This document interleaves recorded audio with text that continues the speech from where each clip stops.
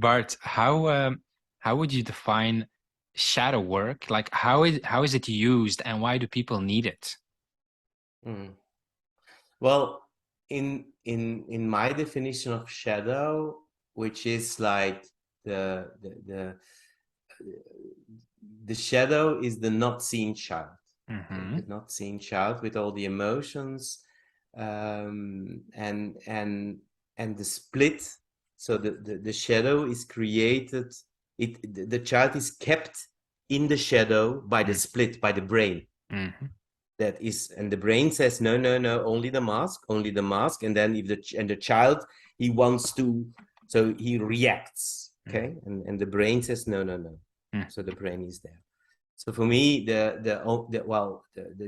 I think shadow work needs brain out, because the brain is the problem.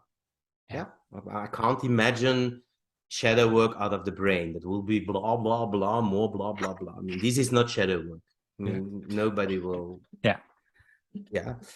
So shadow work needs to be the brain out. So we need to experience something bodily. Yeah. It's our body, the only engine we have able to integrate. That's the body. Finally, the body, like animals, they don't keep trauma. If a fox comes and it kills half of my chicken, the other ones will, after 1, 2, 3 hours, move, and in that movement will Mm-hmm.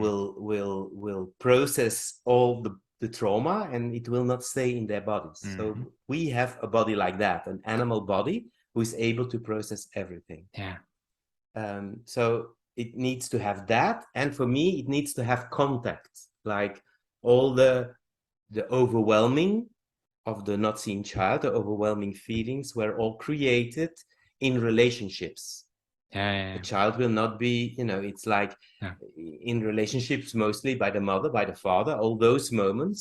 And so, of course, it needs a resolution in body contact. It needs to have Mm-hmm. contact, not Mm-hmm. me by myself and my body. Okay, Yeah. there is trauma work, which is based on on respiration and on moving those emotions, like when you're alone, like Mm-hmm. with a therapist, but not into contact, like Mm-hmm. EMDR or things like that. Mm-hmm. But I think when you do it in contact, and you bring bodies in contact, like we do in reconstructive, that it's another layer, and we call it deeper. But yeah, of course, like yeah, that there's, of course, there's perception. Imagine the animals who live in the deepest of the sea, they will call the surface the deepest. It depends how and Yeah. from where you look. Yeah. But I think real integration, the body integrates. We need to allow our body to just feel what is to be felt, and to find solutions. With these solutions, well, it will be part feeling the overwhelmingness, the stuckness, the everything, and then allowing this body to breathe into it and to carry it and to just process. Yeah. And and the body is amazingly able to do that, uh, if you allow it. If you allow it to do it, and if you really allow your brain to stay out. And that is the most difficult part, because we are so used of that our brain takes over and split.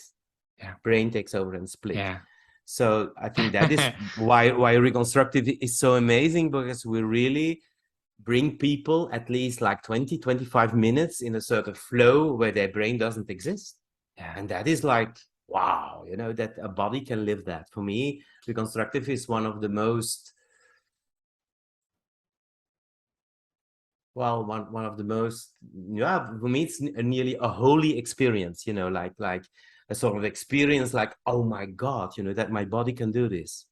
That there is a body, and that it can feel all that, and that I couldn't understand, and I wasn't even thinking, and my thinking was not there.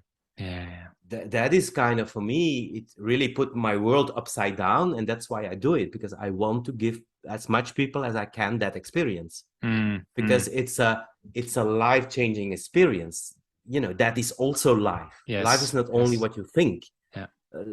That is life. Mm. And then, of course, comes the very difficult task to when, because you can't live life like a reconstructive. I mean, okay, you know, we are here talking and talking and talking, which is the opposite of reconstructive. Yes. But okay, you know, we have to do it with that integration, because we live in a society that is, well, where contact is the way it is now. So the second part, the how do I translate it into my decisions, into my movements, into my relationships, is of course a big step. But I think people have a chance, through the strength of the experience of reconstructing, through that. How did